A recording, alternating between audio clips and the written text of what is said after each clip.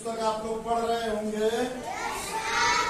तो पाठ्य पुस्तक में आपको बहुत सारे चिन्ह दिखाई दे रहे होंगे। जैसे आपने वर्णमाला पढ़ा, वर्णमाला के बाद आपने मात्रा सीखा और मात्रा के साथ वर्णमाला में आपने फिर मिलावटी अक्षर सीखा। कैसे मिलावटी अक्षर लिखा जाता है, फिर उसको कैसे पढ़ा जाता है, ये सब आप लोगों ने सीखा ना। तो अब आपको इनके अलावा कुछ चिन्ह दिखाई देते हैं।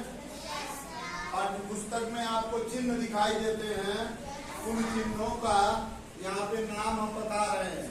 जैसे इस प्रकार का आपको अगर चिन्ह दिखाई दे तो ये अल्प विराम होता है, ठीक है। अगर इस तरीके की दो बिंदी आपको दिखाई दे तो ये उप विराम होता है। विराम माने थोड़ी देर रुकना है, विराम माने थोड़ी देर रुकना है। हाँ, फिर इस तरीके का अगर चिन्ह आपको दिखाई दे तो ये प्रश्नवाचक चिन्ह हो जाता है। यानी ये चिन्ह तभी लगता है जब आपसे कोई प्रश्न पूछता है, ठीक है। जैसे कोई कहा तुम्हारा क्या नाम है, तो जब कहेगा तुम्हारा क्या नाम है, तो जब आप लिखेंगे तुम्हारा क्या नाम है तो अंतिम में आप कौन सा चिन्ह लगाएंगे? प्रश्नवाचक चिन्ह, क्योंकि ये क्या है? प्रश्न। क्या है? हाँ, इसी तरीके से ये बीच में एक अगर लाइन मिल जाती है दो शब्दों के बीच में, तो ये योजक चिन्ह होता है, दोनों शब्द को जोड़ देता है। जैसे जब आप लिखते हैं दाल भात, तो दाल भात जब लिखेंगे तो बीच में ये रहेगा, मतलब होगा दाल और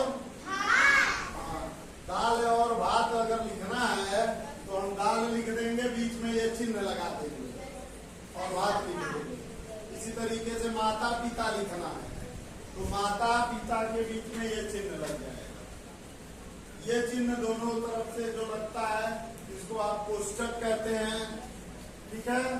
इस तरीके से अगर आपको मिले बीच में कोई वाक्य लिखा हो और इधर डबल में हो, इधर डबल में हो, इस तरीके का चिन्ह, तो इसको कहते हैं उदाहरण चिन्ह। इसमें उदाहरण होता है, उदाहरण, ठीक है।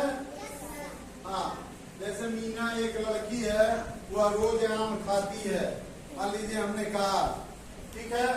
अब इनको खड़ा कर दिए, मान लीजिए इनको खड़ा कर दिए, आइए। तो अब ये आ गई सिमरन, मान लीजिए सिमरन आ गई, तो सिमरन से कहा, अब इसमें उदाहरण कोई कहे, उदाहरण कहे कोई देने के लिए, तो आप कह सकते हैं सिमरन एक लड़की है जो रोज आम खाती, ठीक है। तो ये उदाहरण हो, ठीक है। इसी तरीके से मेरे घर में एक गाय है, वह 3 लीटर दूध देती है, ठीक है। तो बहुत सारी गाय हैं, उदाहरण में आप दे सकते हैं। कोई कहेगा, रोशनी कहेंगी मेरे घर भी एक गाय है, अदिति कहेंगी मेरे घर में गाय नहीं है लेकिन भैंस है, या कोई भी जानवर, ठीक है। चलिए बैठिए। फिर ये सबसे ज्यादा प्रयोग होने वाला यह चिन्ह है पूर्ण विराम। क्या कौन सा चिन्ह है?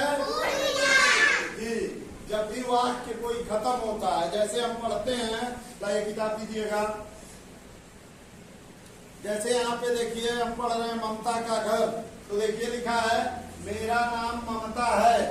अब ममता है के बाद खड़ी पाई है, इसी को पूर्ण विराम कहते हैं। लाइन खींची हुई है, इसी को पूर्ण विराम आप क्या देते हैं? क्या है? पूर्ण विराम, यानी रुकना है, थोड़ी देर आपको रुकना है। हाँ, हम पढ़ेंगे तो कैसे पढ़ेंगे? मेरा नाम ममता है, आप लोग रिपीट नहीं करिए, कैसे पढ़ना होता है ये सुनिए। मेरा नाम ममता है,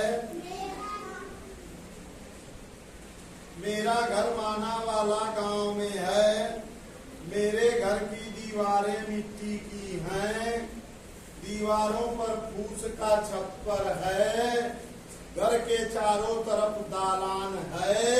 थोड़ी थोड़ी देर रुक रहे हैं ना, वहाँ पे क्या है? पूर्ण विराम लगा हुआ है।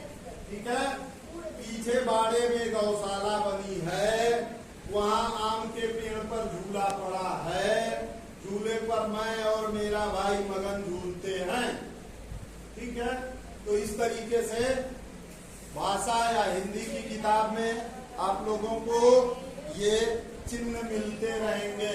इन चिन्हों को कॉपी पे नोट कर लीजिए और लिख लीजिए, याद कर लीजिए।